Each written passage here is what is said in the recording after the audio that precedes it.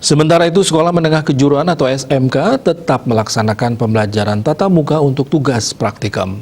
Hal tersebut bertujuan untuk mengukur secara langsung keterampilan siswa. Mengingat masih masa pandemi, kegiatan praktikum tetap mengedepankan protokol kesehatan secara ketat.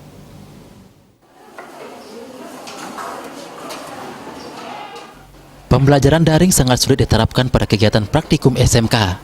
Untuk mengevaluasi kemampuan peserta didik SMK, pembelajaran praktikum dilaksanakan secara langsung, seperti halnya di salah satu sekolah swasta di Badung, yakni SMK Prasanti Nilayam.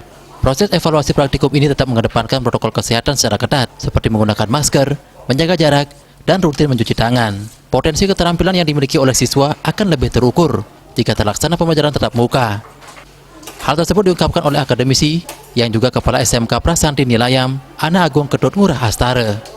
Sesuai dengan petunjuk Kemendikbud dan Dinas Pendidikan Bali bahwa SMK itu ada yang disebut dengan pembelajaran produktif, yaitu di mana pembelajaran produktif itu tidak bisa didaringkan karena itu merupakan suatu pembelajaran skill yang harus dikuasai oleh setiap peserta didik.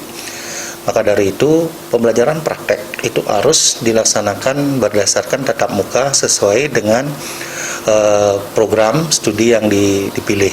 Misalnya boga, protelan, itu memang betul butuh kegiatan-kegiatan yang real, sehingga anak-anak atau peserta didik dia tahu akan keahlian yang akan dimilikinya, sehingga apa yang menjadi acuan daripada kebutuhan DUDI, kemudian kurikulum itu bisa tercapai dan menjadi harapan dari setiap sekolah.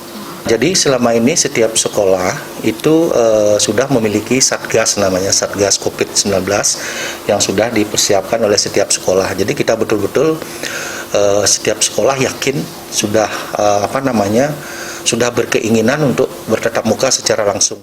Kegiatan apapun masih memungkinkan dilaksanakan di tengah pandemi COVID-19 sepanjang selalu mematuhi prokes.